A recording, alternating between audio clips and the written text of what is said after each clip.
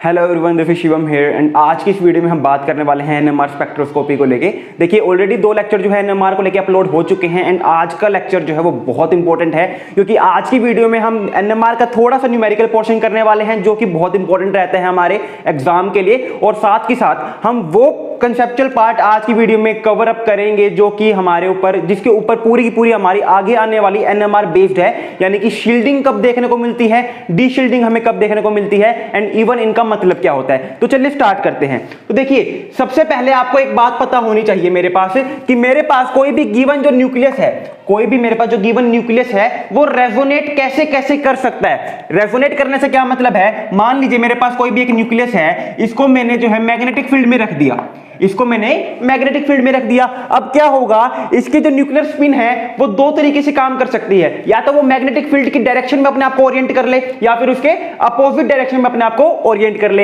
इसी बेसिस के ऊपर मुझे क्या देखने को मिलते हैं, 2 एनर्जी लेवल देखने को मिलते हैं। एक मेरे पास लोअर एनर्जी लेवल देखने को मिलेगा, एक मेरे पास लोअर एनर्जी लेवल देखने को मिलेगा और एक मेरे पास हायर एनर्जी लेवल देखने को मिलेगा, राइट। अब मेरे पास एनएमआर सिग्नल कब देखने को मिलता है, जब मेरे पास लोअर एनर्जी के जो न्यूक्लियस है वो एनर्जी अब्सॉर्ब करके ट्रांजिशन शो कर जाएंगे, तभी मुझे क्या देखने को मिलेगा, तभी मुझे जो है एक एनएमआर सिग्नल देखने को मिलेगा। अब क्वेश्चन अराइज ये होता है कि मेरे पास जो इंस्ट्रूमेंट है वो एक पर्टिकुलर मैग्नेटिक फील्ड के ऊपर ऑपरेट हो रहा है, ठीक है। उस मैग्नेटिक फील्ड के कॉरस्पॉन्ड में ये जो है एक प्रिसिजनल फ्रीक्वेंसी, जिसे मैंने कहा था लार्मर फ्रीक्वेंसी, वो जनरेट करते हैं। उस लार्मर फ्रीक्वेंसी के कॉरस्पॉन्ड में जो फ्रीक्वेंसी हमें चाहिएगी, उस जो एनर्जी हमें चाहिएगी, उतनी ही एनर्जी हमें एग्जैक्टली देनी पड़ती है, तभी यहां पे क्या देखने को मिलेगा, न्यूक्लियर ट्रांजिशन हमें देखने को मिलेगा। अब क्वेश्चन अराइज ये होता है कि मान लो हमें नहीं पता कि इसकी प्रिसिजनल फ्रीक्वेंसी क्या है। मान लीजिए हमें नहीं पता कि यहां पर जो न्यूक्लियस है वो किस फ्रीक्वेंसी के ऊपर रोटेट कर रहा है और हमें कौन सी एनर्जी की जो है कितनी एनर्जी देनी पड़ेगी इस न्यूक्लियस को ट्रांजिशन करवाने के लिए।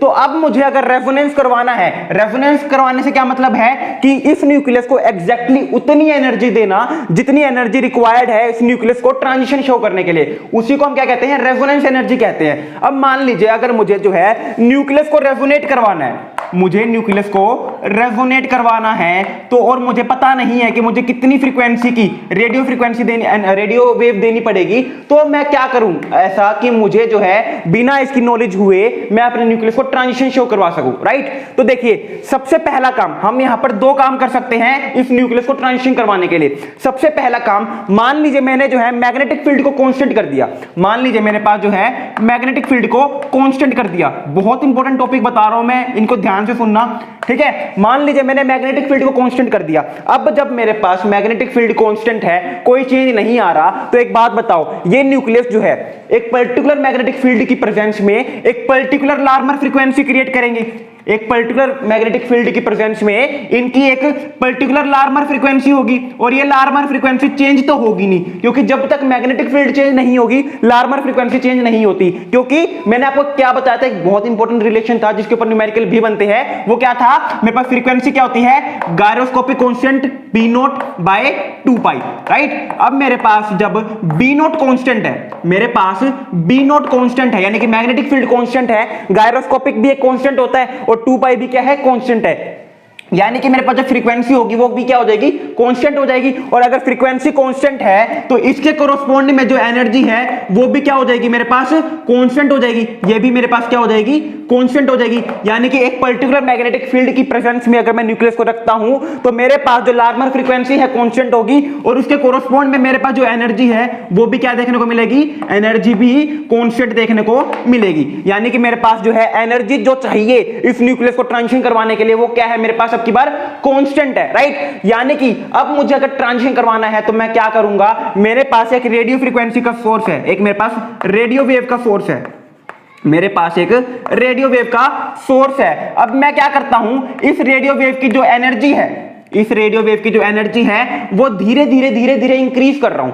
यहां पे मेरे को एक पर्टिकुलर एनर्जी चाहिए इसको रेजोनेट करवाने के लिए। मान लीजिए रेडियो वेव का जो मेरे पास रेडियो वेव की जो एनर्जी है वो मैंने एकदम सबसे स्मॉलेस्ट एनर्जी ले ली, सबसे स्मॉल एनर्जी की रेडियो वेव ले ली, उसको मैंने अपने मटेरियल के ऊपर, अपने न्यूक्लियस के ऊपर पास आउट करवाया, देखा रेजोनेंस नहीं हुआ। तो मैंने जो है क्या किया, अपनी रेडियो वेव जो सोर्स है उसकी एनर्जी जो है धीरे धीरे क्या करवाई, इंक्रीज करवाई। और धीरे धीरे इंक्रीज करवाने के बाद एक टाइम तो ऐसा आएगा ना जब ये एनर्जी जो है इस एनर्जी के साथ क्या कर जाएगी, रेजोनेट कर जाएगी। ये एनर्जी और ये एनर्जी क्या हो जाएगी, इक्वल हो जाएगी। और उसी टाइम पे मेरे पास क्या कर जाएगा, न्यूक्लियस जो है वो ट्रांजिशन शो कर जाएगा और मुझे क्या देखने को मिल जाएगा, एक एनएमआर सिग्नल देखने को मिल जाएगा। यानी कि पहला केस में क्या कर सकता हूं, मैग्नेटिक फील्ड मैंने कांस्टेंट कर दी। मैग्नेटिक फील्ड कांस्टेंट करने से क्या हुआ कि जो एनर्जी चाहिए इस न्यूक्लियस को ट्रांजिशन शो करवाने के लिए वो एनर्जी मेरे पास क्या हो गई, कांस्टेंट हो गई। अब मेरे पास क्या है, एक रेडियो वेव का सोर्स है, उस रेडियो वेव को मैंने जो है पास आउट और करवाना स्टार्ट किया और धीरे धीरे उस रेडियो वेव की जो है एनर्जी इंक्रीज कर दी। और एक टाइम ऐसा आया जब मेरे पास ये एनर्जी जो है वो इस एनर्जी के इक्वल हो जाएगी और मेरे पास क्या कर जाएगा, न्यूक्लियस ट्रांजिशन शो कर जाएगा और मेरे को क्या देखने को मिल जाएगा, एक एनएमआर सिग्नल देखने को मिल जाएगा। और मुझे क्या देखने को मिल जाएगा, एक एनएमआर सिग्नल देखने को मिल जाएगा। ये मेरे पास पहला तरीका है किस तरीके से मैं जो है अपने एनएमआर सिग्नल को गेन कर सकता हूं, एक एनएमआर सिग्नल ला सकता हूं। दूसरा तरीका, मान लीजिए मेरे पास अब की बार जो है रेडियो वेव का जो सोर्स है मेरे पास, जो मुझे एक रेडियो वेव प्रोवाइड कर रहा है वो एक पर्टिकुलर एनर्जी का है, उसको मैं चेंज नहीं कर सकता। यानी कि अब की बार मैंने क्या कर दिया, रेडियो वेव का जो सोर्स है, रेडियो वेव की जो एनर्जी है वो मेरे पास कांस्टेंट है। ये भी तो हो सकता है ना भाई, अब हम क्या है, हम गरीब है थोड़े से, हमारे पास जो है रेडियो वेव जो है उसको हम चेंज नहीं कर सकते, उसकी एनर्जी हमारे पास एक पर्टिकुलर एनर्जी की सामने से बंदे ने मुझे प्रोवाइड कर दी कि भाई इतनी ही एनर्जी तू दे सकता है अपने आप अपने न्यूक्लियस को ट्रांजिशन करवाने के लिए, तू रेडियो वेव की एनर्जी को चेंज नहीं कर सकता। तो अब मेरे पास क्या होगा, अब मेरे पास रेडियो वेव की जो एनर्जी है वो कांस्टेंट है। तो अब मैंने क्या किया, बी नॉट को वेरी कर दिया। मैंने क्या किया, अब की बार अगर इसको चेंज नहीं कर सकता तो मैंने क्या किया, मेरी मैग्नेटिक फील्ड को चेंज करवा दिया। मैंने क्या बताया था, एक पर्टिकुलर मैग्नेटिक फील्ड के कोरस्पोंड में इसकी एक पर्टिकुलर एनर्जी होगी, ठीक है। तो मान लीजिए मेरे पास जो है, जो बी नॉट था मेरे पास, मान लीजिए जो मेरे पास रेडियो वेव थी उसकी एनर्जी मान लीजिए मेरे पास जो है 50 जूल थी, मान लीजिए 50 जूल थी, हाइपोथेटिकल केस लेके चल रहे हो, ठीक है। अब मैंने क्या किया, बी नोट शुरू में मान लीजिए कोई भी ए था, मैंने एक पर्टिकुलर ए फ्रीक्वेंसी की जो है मैग्नेटिक फील्ड प्रोवाइड कर दी, उसके कोरस्पोंड में एनर्जी जो है 20 जूल थी। मैंने बी नोट को क्या कर दिया, इंक्रीज कर दिया। जो मेरे पास बी थी वो मैंने इंक्रीज कर दी, इसके कोरस्पोंड में मान लीजिए अब मेरे पास इसकी जो फ्रीक्वेंसी आई है वो इंक्रीज हो गई। ऑब्वियस ही बात है, मैग्नेटिक फील्ड में धीरे धीरे इंक्रीज करूंगा तो फ्रीक्वेंसी इंक्रीज होगी, और फ्रीक्वेंसी इंक्रीज होगी तो क्या होगा, ये एनर्जी गैप जो है ये भी इंक्रीज हो जाएगा। तो मान लीजिए इसके कोरस्पोंड में मैंने क्या था, 40 जूल आ गई। अब मैंने जो है मैग्नेटिक फील्ड को और इंक्रीज कर दिया, और उस मैग्नेटिक फील्ड को इंक्रीज करते ही मान लीजिए मेरे पास जो कोरस्पोंडिंग एनर्जी थी वो 50 जूल आ गई। कोरस्पोंडिंग एनर्जी 50 जूल का क्या मतलब है, ये एनर्जी गैप जो है अब 50 जूल के इक्वल आ गया। अब ये भी 50 है और मेरे पास जो रेडियो फ्रीक्वेंसी का सोर्स है वो भी क्या है, 50 जूल की एनर्जी मुझे प्रोवाइड कर रहा है। तो अब क्या हो जाएगा, मेरे पास रेजोनेंस हो जाएगा, ये न्यूक्लियस जो है वो जो है ट्रांजिशन शो कर जाएगा और मुझे एनएमआर सिग्नल देखने को मिल जाएगा। यानी कि आपको यहां से 3 बात जाननी है, यहां से आपको 3 बात जाननी है। सबसे पहली बात क्या, मेरे पास जो इंस्ट्रूमेंट होता है, मेरे पास जो एनएमआर स्पेक्ट्रम में जो इंस्ट्रूमेंट होता है वो क्या करता है, मुझे मैग्नेटिक फील्ड प्रोवाइड करता है। पहली चीज क्या ये। दूसरी चीज क्या जाननी है आपको, दूसरी चीज ये जाननी है जो रेडियो वेव का जो सोर्स होता है, जो मुझे न्यूक्लियर ट्रांजिशन करवाने के लिए जरूरी होती है, वो एक सोर्स अलग होता है, ठीक है। एक सोर्स अलग है जो मैग्नेटिक फील्ड प्रोवाइड कर रहा है, एक सोर्स अलग है जो कि मुझे रेडियो वेव प्रोवाइड कर रहा है। तो यहां पे बच्चे कंफ्यूज कर जाते हैं कई बार कि सर यहां पे मेरे पास मैग्नेटिक फील्ड अलग है, रेडियो वेव अलग है, क्या चल रहा है। तो ध्यान से सुनना, मेरे पास मैग्नेटिक फील्ड जो प्रोवाइड होती है वो एक इंस्ट्रूमेंट अलग होता है, रेडियो वेव का सोर्स जो है वो अलग होता है। तो यानी कि मैं इसको अलग से वेरी करवा सकता हूं और इसको मैं अलग से वेरी करवा सकता हूं, और इन दोनों को अलग अलग तरीके से वेरी करवा के मैं क्या कर सकता हूं, न्यूक्लियस को रेजोनेट करवा सकता हूं, और इस तरीके से मेरे पास न्यूक्लियर ट्रांजिशन होकर मैं जो है अपना एनएमआर सिग्नल जो है वो फाइंड आउट कर सकता हूं। इतना समझ में आ गया सबको। तो ये मेरे पास एक one of the most important topic था जो कि मुझे जानने में हेल्प करता है कि किस तरीके से मैं किसी भी एक चीज को कांस्टेंट रख के दूसरी चीज को वेरी करवा के अपने न्यूक्लियर सिग्नल को हासिल कर सकता हूं, राइट? इतना समझ में आ गया सबको। अब बात करते हैं हमारे पास केमिकल शिफ्ट को लेके। यहां से क्वेश्चन बनते हैं, यहां से थोड़ा सा न्यूमेरिकल पोर्शन बनता है और थोड़ा सा न्यूमेरिकल पोर्शन ही हम यहां पे अब उठा रहे हैं। मैंने क्या कहा था, केमिकल शिफ्ट क्या होती है? केमिकल शिफ्ट में मेरे पास मान लीजिए मैंने किसी भी एक न्यूक्लियस का एक स्पेक्ट्रा लिया है, तो यहां पे मेरे पास एक स्केल होता है। ये स्केल कहां से स्टार्ट होता है? 0 से स्टार्ट होता है। 0 1 2 3 4 5 एंड सो ऑन, राइट? अब मेरे पास केमिकल शिफ्ट क्या बताती है, यहां पर मेरे पास जो 0 है, ये 0 किसके लिए होता है? हमेशा टीएमएस के लिए। यहां पे मेरे पास ये 0 पे सिग्नल किसका आता है? टीएमएस का आता है, यानी कि टेट्रामिथाइल सिलेन। यहां पे ये याद रखना, हमेशा 0 पे क्या आएगा? मेरे पास टीएमएस का सिग्नल आता है। अब मेरे पास केमिकल शिफ्ट की वैल्यू क्या बताती है? मुझे केमिकल शिफ्ट की वैल्यू बताती है कि मेरे पास एब्जॉर्प्शन कितने पे हुआ है। मेरे पास जो सिग्नल आया है वो सिग्नल जो है कितनी केमिकल शिफ्ट के ऊपर एब्जॉर्ब हुआ है। यानी कि मान लीजिए मेरे पास यहां पे मेरे पास एब्जॉर्प्शन हुआ है, यहां पे मेरे पास एब्जॉर्प्शन हुआ है, तो ये मुझे क्या बता रही है केमिकल शिफ्ट कि इस टीएमएस के रेफरेंस में मेरे पास जो केमिकल शिफ्ट है, जो एब्जॉर्प्शन हुआ है, उसकी पोजीशन क्या है। यानी कि केमिकल शिफ्ट मुझे जानने को क्या हेल्प करती है कि मेरे पास जो स्टैंडर्ड रेफरेंस है उसके कंपेयर में मेरे पास जो एब्जॉर्प्शन हुआ है वो कितनी दूरी पे हुआ है, राइट? तो यहां पे मुझे क्या देखने को मिल रहा है, ये कुछ 3.5 के नियर में है। ये कितना है मेरे पास? 3.5 के नियर में है। और ये मेरे पास जो केमिकल शिफ्ट होती है, ये किस में होती है? मेरे पास पीपीएम में होती है। केमिकल शिफ्ट पीपीएम में भी होती है। और मैंने क्या कहा था, केमिकल शिफ्ट को कई जगह हर्ट्ज में भी लिख देते हैं। तो हमारे पास ओवरऑल करना क्या होता है, हमसे हमेशा एग्जामिनर जो है पीपीएम में पूछता है कि बताओ तुम्हारे पास केमिकल शिफ्ट जो है पीपीएम में उसकी वैल्यू क्या आई होगी, ठीक है? क्वेश्चन किस टाइप का है? क्वेश्चन किस टाइप के पूछते? पहले ये देखो, क्वेश्चन आता है मेरे पास कि तुम्हारे पास जो इंस्ट्रूमेंट है वो ऑपरेट हो रहा है हमारे पास, मान लीजिए 200 मेगाहर्ट्ज पे इंस्ट्रूमेंट ऑपरेट हो रहा है 200 मेगाहर्ट्ज के ऊपर, ठीक है? एंड तुम्हारी जो फ्रीक्वेंसी ऑफ एब्जॉर्प्शन है, यानी कि वो रेडियो वेव की फ्रीक्वेंसी जिसके ऊपर तुम्हें एनएमआर सिग्नल देखने को मिला है, वो फ्रीक्वेंसी ऑफ एब्जॉर्प्शन कितनी है? मान लीजिए 20 हर्ट्ज। फ्रीक्वेंसी ऑफ एब्जॉर्प्शन क्या है हमारे पास? 20 हर्ट्ज। तो बताओ तुम्हारे पास केमिकल शिफ्ट की वैल्यू क्या होगी?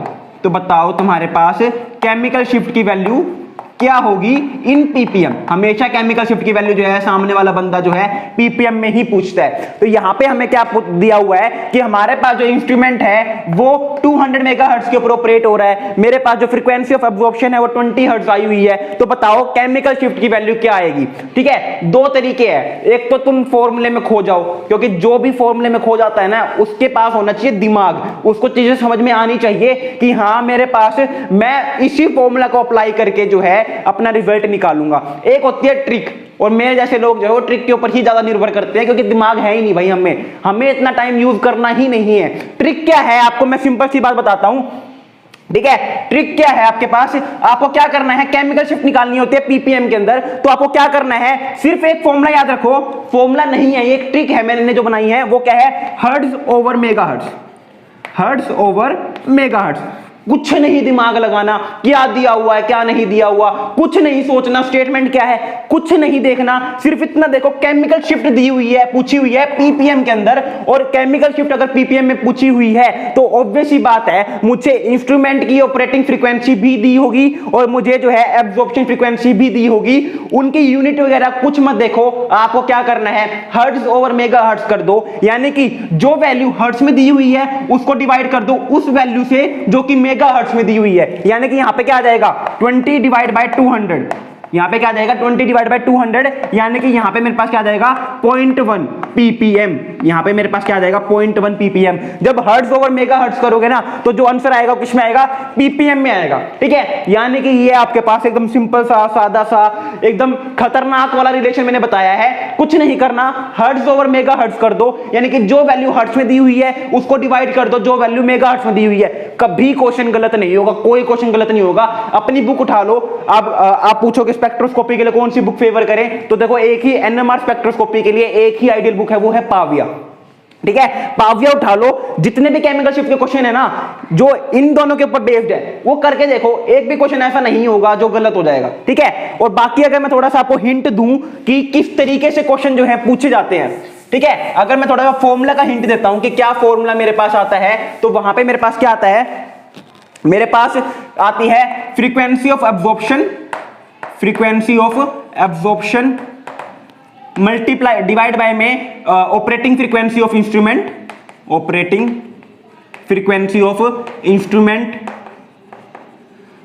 मल्टीप्लाई में 10⁻⁶, ये मेरे पास फॉर्मूला आता है। ठीक है, अब ये मत कहना ऐसा तो कोई फॉर्मूला मैं बुक में देखा ही नहीं है, क्योंकि मुझे जो है बुक पढ़े इस चीज को लेके जो एग्जैक्टली फॉर्मूला है वो मुझे याद नहीं है, बट बात क्या होती है, ऊपर दी होती है फ्रीक्वेंसी ऑफ एब्जॉर्प्शन, किस फ्रीक्वेंसी के ऊपर एब्जॉर्प्शन हुआ है, डिवाइड बाय में operating frequency of instrument multiply 10⁻⁶।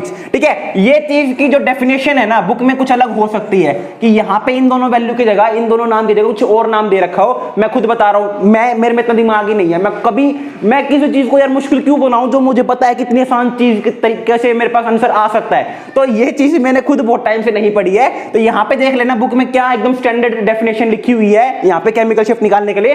But basically इसका मतलब यही होता है कि ऊपर लेते हैं हम फ्रीक्वेंसी ऑफ एब्जॉर्प्शन, कितनी फ्रीक्वेंसी के ऊपर एब्जॉर्प्शन हुआ है, नीचे लेते हैं operating frequency of instrument, multiply कर देते हैं 10⁻⁶ से। इसका रीजन क्या होता है, इसका रीजन ये होता है कि मेरे पास ऑपरेटिंग फ्रीक्वेंसी हमेशा आती है हर्ट्ज के अंदर। ठीक है, ऊपर आती है हमेशा हर्ट्ज के अंदर, मैंने बताया था कि फ्रीक्वेंसी ऑफ एब्जॉर्प्शन मैंने हर्ट्ज में दिया था। ठीक है, अब मेरे पास जो ऑपरेटिंग फ्रीक्वेंसी है वो किस में आती है, मेगाहर्ट्ज में आती है। वो किस में आती है, मेगाहर्ट्ज में आती है। और मेगाहर्ट्ज क्या होता है, मेगाहर्ट्ज होता है मेरे पास 10⁻⁶ हर्ट्ज के इक्वल। ठीक है, ये मैं उन बच्चों के लिए कह रहा हूं जिनको थोड़ा सा ट्रिक अपनाने में दिक्कत होती है, वो कहते हैं नहीं हमें समझाओ चीजों को तभी हम आगे बढ़ेंगे, ऐसे मजे नहीं आते, तो उनके लिए है। तो नीचे जो मेरे पास ऑपरेटिंग फ्रीक्वेंसी होती है इंस्ट्रूमेंट की वो मेगाहर्ट्ज में होती है, और 1 मेगाहर्ट्ज में कितने हर्ट्ज होते हैं, 10⁻⁶। कैसे पता चला, मेगा है, मेगा मेरे पास एक क्या है, प्रीफिक्स है, और मेगा का मतलब क्या होता है, 10⁻⁶। ठीक है, अब यहाँ पे 10⁻⁶ को खत्म करने के लिए हम क्या कर देते हैं, 10⁻⁶ से मल्टीप्लाई कर देते हैं, 10⁻⁶ से मल्टीप्लाई कर देते हैं, हर्ट्ज से हर्ट्ज कैंसिल आउट हो जाता है, और मेरे पास जो आंसर आ जाता है वो किस में आ जाता है, पीपीएम में आ जाता है। आंसर किस में आ जाता है, पीपीएम में आ जाता है। और यहां पे मैंने इसी चीज को शॉर्ट फॉर्म में, आप कंफ्यूज ना हो, क्योंकि स्टेटमेंट जो है जितनी आसान मैंने बताई है ना उतनी आसान आती नहीं है, उतनी आसान आती नहीं है। तो अभी मैं करवाऊंगा क्वेश्चन, मैं करवाऊंगा, टेंशन नहीं लेनी। तो इस चीज को आसान करने के लिए मैंने आपको यही तो बताया ना कि हर्ट्ज ओवर मेगाहर्ट्ज कर दो, कुछ मल्टीप्लाई नहीं करना, कुछ डिवाइड नहीं करना, कुछ यूनिट कन्वर्जन नहीं करना। क्यों, क्योंकि एंड में रिजल्ट क्या निकला है, एंड में रिजल्ट क्या निकला है, इससे ये डिवाइड हुआ है और एंड में हर्ट्ज ओवर हर्ट्ज ही हुआ है। यानी कि इसको मैं पहले तो कन्वर्ट कर रहा हूं 10⁻⁶ में, फिर मैं इसको मल्टीप्लाई कर रहा हूं 10⁻⁶ से। इतना टंटा करना ही क्यों है, ये इक्वल इसी चीज के तो है कि मैं डायरेक्टली इन दोनों चीजों को डिवाइड कर दूं, इन दोनों चीजों को डायरेक्टली डिवाइड कर दूं, वही तो निष्कर्ष निकल रहा है ना यहाँ पे। जब एंड रिजल्ट मैं आपको डायरेक्टली बता रहा हूं तो ये फालतू में टंटे करना जरूरी है कि पहले इसको हर्ट्ज में कन्वर्ट कर रहे हो फिर 10⁻⁶ से मल्टीप्लाई कर रहे हो। देखो आपके पास टाइम लगाने के लिए बहुत सारे क्वेश्चन आने वाले हैं एग्जाम में, अगर इतने छोटे छोटे आसान आसान टॉपिक्स के ऊपर अगर आप टाइम लगा दोगे ना एग्जाम के अंदर, फिर तो भूल जाओ आपका सिलेक्शन हो जाएगा। तो इन चीजों को जो है समझने की ट्राई करो। ठीक है, चीजों को समझना आसान अच्छी बात होती है, लेकिन कुछ चीजें ऐसी होती है जो कि हमें जो है ट्रिक के थ्रू ही करनी चाहिए, ज्यादा डीपली नहीं जाना चाहिए। ठीक है, अब बात करता हूं मैं क्वेश्चन को लेके, क्योंकि क्वेश्चन का जो एग्जामिनर है वो हमारे घर का नहीं होता, तो वो कहेगा भाई मैं इतने क्वेश्चन आसान क्यों दे दूं। ठीक है, तो क्वेश्चन को समझने से पहले थोड़ा सा कंसेप्ट समझ लो ताकि आपको क्वेश्चन की लैंग्वेज समझ में आए। मान लीजिए मेरे पास, मैंने कहा कि जो इंस्ट्रूमेंट है, मेरे पास जो इंस्ट्रूमेंट है वो ऑपरेट हो रहा है मेरे पास 200 मेगाहर्ट्ज के ऊपर, वो ऑपरेट हो रहा है 200 मेगाहर्ट्ज के ऊपर, और मेरे पास जो सिग्नल आया है, और मेरे पास जो सिग्नल आया है वो आया है 20 हर्ट्ज के ऊपर, वो आया है मेरे पास 20 हर्ट्ज के ऊपर। तो इसका क्या मतलब है, इसका मतलब जानो तभी आप स्टेटमेंट कर पाओगे। मैं आपको एनएमआर के ऊपर इतना कंसेप्चुअली चीजों को इसलिए समझा रहा हूं क्योंकि मुझे पता है किसी भी एकेडमी में जाओगे ना इतना कंसेप्ट के ऊपर ध्यान नहीं देते हैं, लेकिन एनएमआर के अंदर अगर आपको कंसेप्ट नहीं पता होंगे तो स्टेटमेंट में उलझने लग जाओगे। स्टेटमेंट अगर समझ में नहीं आएगी ना न्यूमेरिकल की तो फिर कोई फायदा नहीं है। इसलिए मैं आपको थोड़ा सा कंसेप्चुअल पार्ट में इसलिए लेके जा रहा हूं ताकि आपको न्यूमेरिकल की स्टेटमेंट समझ में आए, क्योंकि क्वेश्चन की स्टेटमेंट समझ में ना आने का मतलब मतलब है कि आपको कुछ नहीं आया। ठीक है, तो समझने की ट्राई करो। सबसे पहली बात हमें ये चीज समझनी है, ठीक है। यहां पे मुझे ये चीज क्या समझनी है मेरे को कि यहां पे मेरे पास जो इंस्ट्रूमेंट है वो 200 मेगाहर्ट्ज के ऊपर ऑपरेट हो रहा है। इसका मतलब क्या है पता है? इसका मतलब ये है कि मेरे पास जो रेफरेंस था दैट इज टीएमएस, जो मेरे पास रेफरेंस था टीएमएस जो था वो इतनी फ्रीक्वेंसी के ऊपर मेरे पास सिग्नल दे रहा है, वो इतनी फ्रीक्वेंसी के ऊपर मुझे क्या दे रहा है? सिग्नल दे रहा है। मैंने क्या कहा था? केमिकल शिफ्ट जो होती है, केमिकल शिफ्ट में मेरे पास वैल्यू स्टार्ट होती है 0 से लेकर, ठीक है, यहां पे स्टार्ट होते हैं 0 1 2 3 4 5 6 और जो ये 0 सॉरी और यहां पे मेरे पास जो 0 होती है ना, ये 0 हमेशा क्या रिप्रेजेंट करती है? टीएमएस की वैल्यू, टेट्रामिथाइलसिलेन की वैल्यू जो है हमेशा 0 होती है केमिकल शिफ्ट के अंदर। यानी कि मेरे पास अगर मेरे पास जो इंस्ट्रूमेंट है वो 200 मेगाहर्ट्ज के ऊपर ऑपरेट हुआ है तो इसका मतलब ये है कि 200 मेगाहर्ट्ज के ऊपर मेरे पास जो टीएमएस सिग्नल है उसने अपना सिग्नल दिया है, जो टेट्रामिथाइलसिलेन है उसने अपना सिग्नल दिया है। यानी कि टीएमएस जो है मेरे पास उसकी वैल्यू 0 है, 0 पीपीएम। 0 पीपीएम का मतलब क्या है? यहां पे फ्रीक्वेंसी कितनी है? यहां पे फ्रीक्वेंसी है 200 मेगाहर्ट्ज, यहां पे मेरे पास फ्रीक्वेंसी है 200 मेगाहर्ट्ज। अब मुझसे कहा हुआ है कि सिग्नल जो है वो 20 हर्ट्ज के ऊपर आया है, तो इसका मतलब क्या है? इसका मतलब क्या है? डिवाइड करो हर्ट्ज ओवर मेगाहर्ट्ज, तो 20 डिवाइड बाय में 200, 20 डिवाइड बाय में 200 यानी कितना आ जाएगा मेरे पास? 0.1 पीपीएम आ जाएगा। यहां पे मेरे पास क्या आ जाएगा? 0.1 पीपीएम। यानी कि मेरे यहां पे मतलब पता क्या हुआ? यहां पे मेरे पास 200 में 20 ऐड कर दो, 200 मेगाहर्ट्ज के अंदर 20 हर्ट्ज ऐड कर दो, इतने पे मेरे पास सिग्नल आया है। क्योंकि 200 मेगाहर्ट्ज के ऊपर तो टीएमएस का सिग्नल आता है, 200 मेगाहर्ट्ज के ऊपर तो टीएमएस का सिग्नल आता है। इसमें मैंने 20 हर्ट्ज और ऐड कर दिया, इसमें मैंने 20 हर्ट्ज और ऐड कर दिया, तो यहां पे मेरे पास सिग्नल आया है इस चीज का, इस न्यूक्लियस का। यहां पे मेरे पास इस न्यूक्लियस का सिग्नल आया है। मुझसे पूछा जाए कि बताओ मेरे पास अगर 1 पीपीएम के ऊपर सिग्नल आए, अगर मेरे को चाहिए कि मेरा सिग्नल जो है वो 1 पीपीएम के ऊपर आए तो उसकी फ्रीक्वेंसी कितनी होनी चाहिए? तो ऑब्वियस ही बात है 1 पीपीएम के ऊपर मुझे सिग्नल चाहिए, मुझे हर्ट्ज निकालना है, ठीक है, डिवाइड बाय में मेगाहर्ट्ज, और मेगाहर्ट्ज कितना दिया हुआ है मुझे? 200 दिया हुआ है। यानी कि यहां पे नीचे क्या दे रखा है? 200 दे रखा है, राइट। तो मुझसे कहा हुआ है कि 1 पीपीएम के ऊपर तुम्हारा सिग्नल आए उसके लिए कितनी फ्रीक्वेंसी चाहिए कि तुम्हें, तो यहां पे क्या आ जाएगा? हर्ट्ज की वैल्यू कितनी आ जाएगी? 1 multiply 200 that is 200 hertz, that is 200 hertz. यानी कि अगर मेरे को चाहिए कि मेरा सिग्नल जो है वो 1 पीपीएम पे आए तो उसकी फ्रीक्वेंसी कितनी होनी चाहिए? 200 हर्ट्ज होनी चाहिए। यानी कि यहां पे मेरे पास फ्रीक्वेंसी जो है कितनी है? मेरे पास 200 मेगाहर्ट्ज प्लस में 200 हर्ट्ज। समझ में आ रहा है इतना? देखो दोबारा एक बार थोड़ा सा शांति से देखो, जो मेरे पास टीएमएस होता है ना उसकी केमिकल शिफ्ट की वैल्यू होती है 0 पीपीएम, और 0 पीपीएम मेरे को क्या रिप्रेजेंट करता है कि अब एक बात बताओ, मेरे पास 0 का मतलब क्या है? 0 का मतलब है कि जो मेरे पास ऑपरेटिंग फ्रीक्वेंसी है मेरे पास इंस्ट्रूमेंट की, उतनी जैसे ही मैंने फ्रीक्वेंसी दी मेरे पास टीएमएस का सिग्नल आ गया। 0 से मतलब ये नहीं है कि उसके सिग्नल की वैल्यू 0 है, 0 का मतलब ये है कि जितनी भी केमिकल शिफ्ट की वैल्यू आई थी वहां पर मेरे पास 200 मेगाहर्ट्ज के ऊपर टीएमएस की वैल्यू मान लीजिए 5 पीपीएम आई, मान लीजिए 5 आ गई। एक बार थोड़ा सा मैं ये मतलब कि वो है, ये हाइपोथेटिकल केस है, मान लीजिए 5 पीपीएम आ गई, ठीक है। 5 पीपीएम से मतलब पता है यहाँ पे क्या है कि मेरे पास जो स्केल था ना जहां पे 5 पीपीएम था मेरे पास, जहां पे मेरे पास 5 पीपीएम वैल्यू थी, इसको मैंने क्या मान दिया? इसको मैंने अपने एक्सपेरिमेंट के लिए अब मान लिया 0 पीपीएम, इसको मैंने अपने एक्सपेरिमेंट के लिए क्या मान लिया?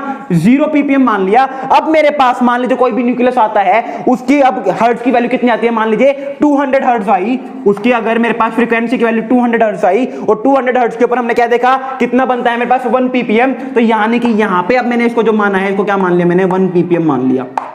और मेरे पास जो वैल्यू आएगी वो 200 मेगाहर्ट्ज के ऊपर तो 0 पीपीएम मानना है, 200 मेगाहर्ट्ज के ऊपर तो 0 पीपीएम मानना है, तो 200 मेगाहर्ट्ज प्लस में समथिंग होगा तभी तो 0 से आगे बढ़ेगी ना वैल्यू। तो यानी कि यहां पे मेरे पास 200 मेगाहर्ट्ज तो पहले से था ही, प्लस में इसमें 200 हर्ट्ज कर रहा हूं, तब जाके मेरे पास वैल्यू आ रही है 1 पीपीएम के इक्वल। समझ में आ गया? अब एक क्वेश्चन देखते हैं, ठीक है। अब एक प्यारा सा क्वेश्चन देखते हैं, क्योंकि अगर ये बात समझ में नहीं आई ना तो क्वेश्चन समझ में नहीं आएगा।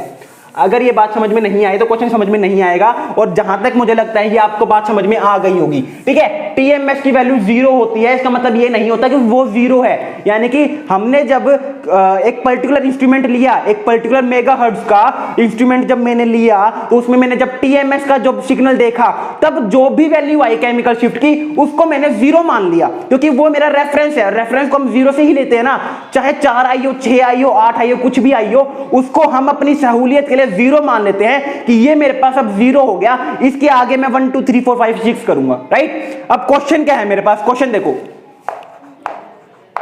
ठीक है, क्वेश्चन मेरे पास कुछ इस टाइप का है कि मेरे पास जो इंस्ट्रूमेंट है, मेरे पास जो इंस्ट्रूमेंट है वो मेरे पास 200 मेगाहर्ट्ज के ऊपर ऑपरेट हो रहा है। जो मेरे पास इंस्ट्रूमेंट है वो ऑपरेट हो रहा है 200 मेगाहर्ट्ज के ऊपर। ठीक है, और मेरे पास जो फ्रीक्वेंसी आई है न्यूक्लियस की, एब्जॉर्प्शन फ्रीक्वेंसी, मेरे पास जो न्यूक्लियस की एब्जॉर्प्शन फ्रीक्वेंसी आई है वो मेरे पास 200 hertz greater than 200 hertz greater than 200 megahertz के ऊपर आई है। तो मुझसे पूछा हुआ है find chemical shift in PPM, find chemical shift in PPM. ठीक है, अब बच्चे क्या करेंगे, बच्चे क्या करेंगे, ध्यान से सुनना। मैंने क्या कहा था, पीपीएम निकालते हैं। पीपीएम के लिए क्या फॉर्मूला होता है, hertz over megahertz. Right, megahertz की वैल्यू क्या दे रखी है मुझे, 200, और मेरे पास हर्ट्ज की वैल्यू क्या दे रखी है, 200 हर्ट्ज प्लस में 200 मेगाहर्ट्ज। तो वो क्या करेंगे, यहां पे मेगाहर्ट्ज लिखेंगे, यहां पे 200 हर्ट्ज लिखेंगे, प्लस में 200 मेगाहर्ट्ज लिखेंगे। ठीक है, यहां पे फिर वो क्या करेंगे, मेगाहर्ट्ज को हर्ट्ज में कन्वर्ट करेंगे। ठीक है, यहां पे बच्चे क्या करेंगे, मेगाहर्ट्ज को हर्ट्ज में कन्वर्ट करेंगे, प्लस में 200 मल्टीप्लाई 10⁻⁶ हर्ट्ज कर देंगे, डिवाइड बाय में 200 मेगाहर्ट्ज करेंगे। अब वो कहेंगे ऊपर हर्ट्ज हो गया, नीचे मेगाहर्ट्ज हो गया, डिवाइड करते रहो। इसी डिवीजन के अंदर लगभग 5 से 6 मिनट आराम से कहां चली जाएगी वो पता नहीं है। क्यों, क्योंकि यहां पे इसको क्या लिखेंगे, 200 प्लस में 200 के आगे 6 0, 1 2 3 4 5 6 डिवाइड बाय में 200 मेगाहर्ट्ज करेंगे। ठीक है, अब यहां पे इसको ऐड करेंगे, फिर इससे डिवाइड करेंगे, पता नहीं कहां का क्या आंसर ले आएंगे। और इस टाइप के क्वेश्चन जो है वो मेनली जो है न्यूमेरिकल आंसर टाइप में पूछे जाते हैं। ठीक है, जो आपका जैम का एग्जाम होता है उसके अंदर आपके पास 3 सेक्शन होते हैं। एक तो मेरे पास सिंगल आंसर टाइप क्वेश्चन होते हैं, एक मेरे पास मल्टीपल आंसर टाइप क्वेश्चन होते हैं, और तीसरे मेरे पास न्यूमेरिकल आंसर टाइप, जिसे हम एनएटी कहते हैं, एनएटी टाइप के आंसर होते हैं। उसके अंदर क्या होता है, स्टेटमेंट होती है, और आपको जो है न्यूमेरिकल को सोल्व करके जो वैल्यू आती है उसको खुद से कीबोर्ड के थ्रू पुट डाउन करना होता है, खुद से लिखना होता है। तो न्यूमेरिकल आंसर टाइप क्वेश्चन में आपको हिंट नहीं होता, ऑप्शन नहीं होते आपके पास, जो आपकी न्यूमेरिकल वैल्यू आती है उसको आपको कीबोर्ड के थ्रू पुट डाउन करना पड़ेगा। तो यहां पे पता नहीं क्या आंसर लेके आएंगे और ये आंसर लिख देंगे और सोचेंगे हमारा तो आंसर हो गया, और आंसर क्या हो जाएगा, गलत हो जाएगा। ठीक है, क्योंकि आपको एनएमआर का कंसेप्ट ही नहीं पता।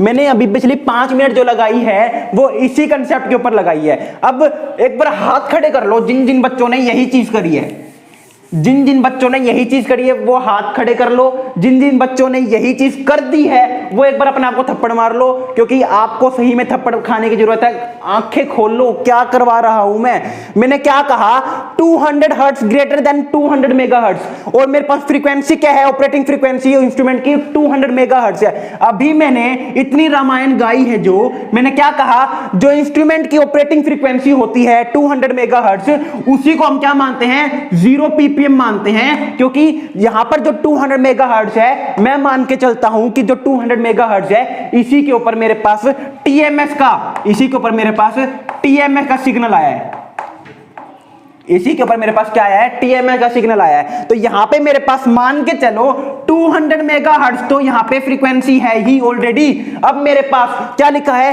200 हर्ट्ज ग्रेटर देन 200 मेगाहर्ट्ज, यानी कि 200 हर्ट्ज ग्रेटर देन 200 मेगाहर्ट्ज के ऊपर मेरे पास सिग्नल आया है। यानी कि ये वैल्यू ऑलरेडी क्या है, 200 हर्ट्ज प्लस 200 मेगाहर्ट्ज। और मैंने क्या कहा था, इसको तो हम 0 मानते ही हैं। ये तो वैल्यू मेरे पास जो आई है, इसका क्या मतलब है कि 200 मेगाहर्ट्ज के ऊपर तो 0 ppm था, प्लस में मैं कुछ वैल्यू करूंगा तभी तो मेरे पास एब्जॉर्प्शन की वैल्यू आएगी ना। अगर मैं 200 मेगाहर्ट्ज ही मान रहा हूं, उसके ऊपर तो 0 ppm है। अब 200 मेगाहर्ट्ज के अंदर मैंने कुछ ऐड ऑन किया है, 5 हर्ट्ज, 10 हर्ट्ज, 20 हर्ट्ज, 40 हर्ट्ज, तभी तो मेरे को यहाँ पे एब्जॉर्प्शन के लिए वैल्यू यहाँ पे शिफ्ट होती दिखेगी। तो यानी कि यहाँ पे मुझे क्या मानना है, 200 मेगाहर्ट्ज को ऐड नहीं करना है, क्योंकि 200 मेगाहर्ट्ज के ऊपर तो मैं 0 ppm मान के चल ही रहा हूं। तो एक तरीके से लगा लो ना कि यहां पे मान लीजिए कोई भी ppm की वैल्यू आती है प्लस में 0 ppm, क्योंकि 200 मेगाहर्ट्ज तो 0 ppm के इक्वल है ही। तो यानी कि यहां पे आंसर क्या करना था, मुझे 200 को डिवाइड करना था डायरेक्टली 200 से, क्योंकि यहां पे मेरे पास ये हर्ट्ज है, ये मेगाहर्ट्ज है, और आंसर आ जाना था मेरे पास यहां पे सिंपल सा सादा सा, मेरा जो फेवरेट नंबर है वो है 1 ppm। तो यहां पे आंसर क्या आ जाना था, आंसर आना था 1 ppm। समझ में आया? देखो 200 मेगाहर्ट्ज के ऊपर हम 0 ppm मानते हैं, ठीक है। अब 200 मेगाहर्ट्ज के ऊपर 0 ppm मानना है, कुछ एक फ्रीक्वेंसी में इंक्रीज करूंगा, 200 मेगाहर्ट्ज में कुछ ऐड करूंगा, तभी तो यहां पे शिफ्ट होएगी सिग्नल, तभी तो सिग्नल जो है यहां पे शिफ्ट होना स्टार्ट होगा, ठीक है। तो 200 मेगाहर्ट्ज पे 0 ppm मान लिया। मान लीजिए, चलो आपको समझ में नहीं आ रही, एक तरीके से मान लो 200 हर्ट्ज ग्रेटर देन 200 मेगाहर्ट्ज, इतना तो समझ में आ गया ना। जो इंस्ट्रूमेंट की ऑपरेटिंग फ्रीक्वेंसी होती है उसके ऊपर 0 ppm होता है, इतना तो समझ में आ गया होगा, इतना तो सब में दिमाग है। तो यानी कि 200 हर्ट्ज में आप एक काम करो, यहां पे इसके कोरस्पॉन्डिंग में कोई ppm की वैल्यू आएगी, इसके कोरस्पॉन्ड में कोई ppm की वैल्यू आएगी, प्लस में 200 मेगाहर्ट्ज दिया हुआ था मुझे, तो 200 मेगाहर्ट्ज पे तो मैंने समझाया ना आपको कि 0 ppm ही होता है। तो एक काम करो, आपको नहीं समझ में आ रहा कंसेप्ट, तो 0 ppm ऐड कर दो, क्योंकि 200 मेगाहर्ट्ज के ऊपर तो 0 ppm ही होगा। इंस्ट्रूमेंट की जो फ्रीक्वेंसी होती है ऑपरेटिंग फ्रीक्वेंसी, उसके ऊपर हमेशा 0 ppm ही देखने को मिलेगा मुझे। तो एक काम करो ना, 0 ppm ऐड कर दिया करो, तो आंसर आपका वही आएगा जो आपका आना होगा, इससे दिक्कत भी नहीं होगी। तो ये चीज कर लो अगर आपको समझ में नहीं आ रहा है तो। बाकी जहां तक है आपको समझ में आ गया होगा, सारे समझदार बच्चे हैं इस चैनल के ऊपर मेरे को छोड़ के, तो इतना तो समझ में आ ही गया होगा। तो इस टाइप के क्वेश्चन जो है हमसे केमिकल शिफ्ट के अंदर पूछे जाते हैं, ठीक है। ये समझ के चलो, जितना आसान होता है उतना आसान आता नहीं है, जितना आसान दिखता है उतना आसान होता नहीं है, जो जितना सीधा साधा दिखता है ना वो उतना ही कॉम्प्लिकेट होता है। तो ये स्टेटमेंट जो है मैंने आपको 2 मिनट पहले 3 मिनट पहले ही समझाया था कंसेप्ट क्या है, और ये स्टेटमेंट देखने के बावजूद आई एम डैम श्योर कि आपने कुछ ना कुछ बच्चों ने गलत किया ही होगा। तो वो यही चीज होती है कि एक चीजों को देखना अलग है, समझना अलग है, अप्लाई करना अलग होता है, और रिजल्ट तक पहुंचना एक अलग चीज होती है। तो ये मत मान के चलो कि मैंने करवा दिया आपने समझ लिया इक्वल है, सफिशिएंट है। बिना न्यूमेरिकल खुद से अटेम्प्ट करे, बिना स्टेटमेंट से रूबरू हुए आप चीज तक नहीं पहुंच पाओगे, सिलेक्शन तक नहीं पहुंच पाओगे। तो यहां पे मेरे पास ये एक इंपॉर्टेंट चीज है, ठीक है। तो क्वेश्चन प्रैक्टिस किया करो यार, बिना क्वेश्चन प्रैक्टिस से कुछ नहीं होगा। मैं खुद क्वेश्चन प्रैक्टिस करना छोड़ दूंगा तो मेरा भी कुछ नहीं होना, ठीक है। केमिस्ट्री एक ऐसी फील्ड है, जितना पढ़ोगे, जितना रिवाइज करोगे, जितना क्वेश्चन प्रैक्टिस करोगे, जितने नए कंसेप्ट जानोगे ना, उतना ही आगे बढ़ोगे। आज सीख लिया, 4 दिन बाद भूल जाओगे, मैं भूल जाता हूं, कोई बड़ी बात नहीं है। ऐसा मत समझना कि मेरे को सब कुछ आता है। मैं डेली पढ़ता हूं जितना मुझे पढ़ना होता है, बिलीव मी 4 से 5 घंटे मेरी डेली की शूटिंग खुद की रहती है, तब जाके मैं कुछ करवाने लायक होता हूं आपको। तो ये मत समझना कि हम जैसों को सब कुछ आता है, टीचर को सब कुछ आता है। एक टीचर यहां तक पता कब पहुंचता है, जब वो 10 साल 15 साल लगातार पढ़ाता है ना, तब जाके वो इस लेवल पे पहुंचता है कि हाँ अब उसको रिवाइज करने की जरूरत नहीं है, अब उसके माइंड में सारी चीजें सेट है। उस लेवल तक पहुंचने के लिए 10-15 साल आपको पढ़ना और पढ़ाना पड़ेगा, तो थोड़ा सा तो देखो करना पड़ेगा, ठीक है। अब बात करते हैं हमारे पास एक इंपॉर्टेंट टॉपिक की, वो क्या है, शील्डिंग क्या होता है, डीशील्डिंग क्या होता है, कितने नंबर ऑफ सिग्नल मुझे देखने को मिलेंगे, वो हमारे पास एक इंपॉर्टेंट टॉपिक है। तो थोड़ी सी स्टार्टिंग कर देते हैं, पढ़ेंगे अगली क्लास में। देखो होता क्या है मेरे पास कि मान लीजिए मेरे पास एक मॉलिक्यूल है इथेनॉल का, CH3CH2OH। हुआ क्या, इसको मैंने एक एक्सटर्नल मैग्नेटिक फील्ड में रख दिया। मुझे पता है यहां पे 2 एनर्जी लेवल आ जाएंगे, लोअर एनर्जी के न्यूक्लियस जो है ट्रांजिशन करके आप हायर एनर्जी लेवल में चले जाएंगे, और मुझे यहां से क्या देखने को मिलना था, एक सिग्नल देखने को मिल जाना था। यहां से मुझे एक सिग्नल देखने को मिलना था। ऑब्वियस ही बात है, एक मॉलिक्यूल है, इसी मॉलिक्यूल को मैंने जो है, और मान लीजिए मैंने एक मिक्सचर ऑफ, मान लीजिए मैंने एक मैंने जो है कोई भी एक सोर्स ले लिया, मैंने इथेनॉल का एक सोर्स ले लिया, कोई एक डब्बा ले लिया मैंने, इसके अंदर इथेनॉल इथेनॉल इथेनॉल इथेनॉल बहुत सारे इथेनॉल है। अब है तो सारे इथेनॉल के मॉलिक्यूल, मान लीजिए 50 इथेनॉल के मॉलिक्यूल हैं, इन 50 के 50 इथेनॉल के मॉलिक्यूल को मैंने क्या रखा, एक मैग्नेटिक फील्ड में रखा। अब जब सारे के सारे इथेनॉल के मॉलिक्यूल हैं ही सेम, अलग मॉलिक्यूल कोई है नहीं, तो एक तरीके से मैं मान लूं कि एक मॉलिक्यूल इथेनॉल का ही है मेरे पास। जब मेरे पास सारे के सारे इथेनॉल के ही मॉलिक्यूल हैं तो मुझे कोई दिक्कत नहीं आएगी, क्योंकि सारे इथेनॉल के मॉलिक्यूल है तो एक ही जैसा सिग्नल देंगे। तो अब मैंने क्या किया, एक इथेनॉल का मॉलिक्यूल लिया, उसको एक्सटर्नल मैग्नेटिक फील्ड में रखा, सिग्नल नोट किया, और मेरे को चाहिए था और मेरे अकॉर्डिंग जो है एक ही सिग्नल आना चाहिए था, क्योंकि एक ही मॉलिक्यूल है। अगर 3-4 अलग अलग मॉलिक्यूल होते, एक इथेनॉल, एक मिथेनॉल, एक प्रोपेनॉल, ठीक है, तब मैं समझ सकता था कि एक से ज्यादा सिग्नल देखने को मिले।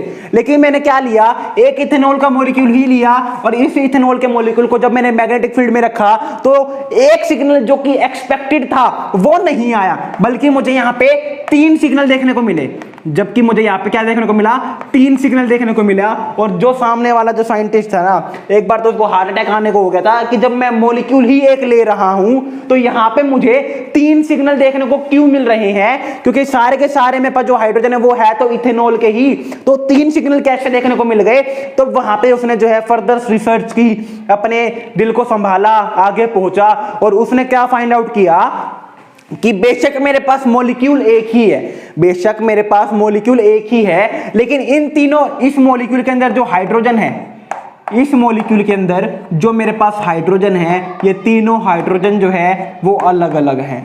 ये जो हाइड्रोजन है ये अलग अलग है। अलग अलग कैसे है, मैंने क्या कहा था, एनएमआर सिग्नल की हेल्प से मैं किसी भी न्यूक्लियस के आसपास का जो इलेक्ट्रॉनिक इन्वायरमेंट है वो फाइंड आउट कर सकता हूं। तो ये तीनों हाइड्रोजन अलग अलग कैसे हैं, मुझे पता है। ये वाला जो हाइड्रोजन है वो ऑक्सीजन के साथ जुड़ा हुआ है, ये वाला हाइड्रोजन जो है ऑक्सीजन के साथ जुड़ा हुआ है। ऑक्सीजन के साथ जब जुड़ा हुआ है तो ऑक्सीजन कैसा है, इलेक्ट्रोनेगेटिव एलिमेंट है, इसके ऊपर डेल्टा नेगेटिव चार्ज होगा, इसके ऊपर डेल्टा पॉजिटिव चार्ज होगा। तो यहां पे मेरे पास जो है इसके अराउंड में जो इलेक्ट्रॉन डेंसिटी है, इस हाइड्रोजन के आसपास में जो इलेक्ट्रॉन डेंसिटी है वो अलग है।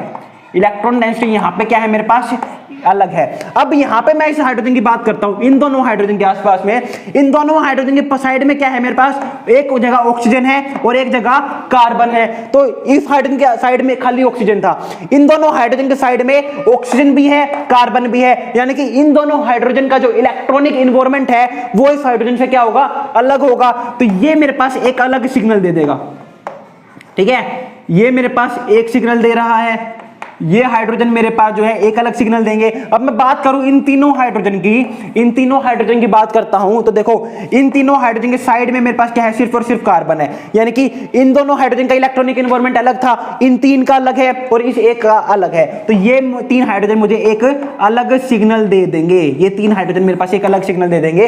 इसी वजह से मेरे को जो है जहां पे एक सिग्नल एक्सपेक्टेड था उसकी जगह 3 सिग्नल देखने को मिल रहे हैं। और ये हमारी नेक्स्ट वीडियो का टॉपिक भी होगा। बहुत इंपॉर्टेंट है कि कितने एनएमआर सिग्नल मुझे देखने को मिलेंगे। पहली चीज ये देखेंगे, शील्डिंग क्या होती है, डी शील्डिंग क्या होती है वो देखेंगे। और तीसरा सबसे इंपॉर्टेंट कंसेप्ट, इक्विवेलेंट प्रोटॉन क्या होते हैं, नॉन इक्विवेलेंट प्रोटॉन क्या होते हैं। मान लीजिए एग्जांपल के तौर पे ये 3 हाइड्रोजन मिलकर एक सिग्नल दे रहे हैं, ये 3 हाइड्रोजन मिलके एक सिग्नल दे रहे हैं, ये 2 हाइड्रोजन मिलके एक सिग्नल दे रहे हैं और ये 1 हाइड्रोजन मिलके एक सिग्नल दे रहा है मुझे। तो हमें कैसे पता चलेगा मॉलिक्यूल को देख के कि कितने हाइड्रोजन मिलके एक सिग्नल देंगे, कितने हाइड्रोजन मिलके एक अलग सिग्नल देंगे। और क्या पता कुछ एक ऐसे केसेस भी होंगे, मान लीजिए ये 5 हाइड्रोजन मिलके मान लीजिए एक सिग्नल दे दे, मान लीजिए 5 हाइड्रोजन मिलके एक सिग्नल दे दे। एग्जाम्पल के तौर पर मान लीजिए मेरे पास इथेन है, मान लीजिए इथेन है मेरे पास। अब मैं कहूं इस कंसेप्ट के अकॉर्डिंग कि यहां पे CHH है, यहां पे CHH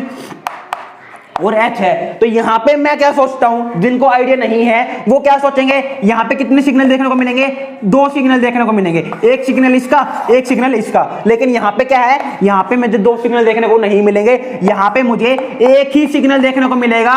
और वो एक सिग्नल कितने हाइड्रोजन की वजह से होगा, 6 हाइड्रोजन की वजह से होगा। तो नेक्स्ट वीडियो के अंदर हमें यही देखना है, यही जानना है, यही करना है कि कितने हाइड्रोजन की वजह से कितने सिग्नल देखने को मिलेंगे। तो आई होप वीडियो अच्छी लगी होगी। कोई भी डाउट हो कमेंट सेक्शन में कमेंट कर देना, इंस्टाग्राम पे मैसेज ड्रॉप आउट कर सकते हो या फिर टेलीग्राम के ऊपर भी मैसेज ड्रॉप आउट कर सकते हो। एंड वीडियो को लाइक शेयर करना मत भूलना एंड चैनल को सब्सक्राइब करना मत भूलना। So thank you very much, have a good day. Hello everyone, this is Shivam here and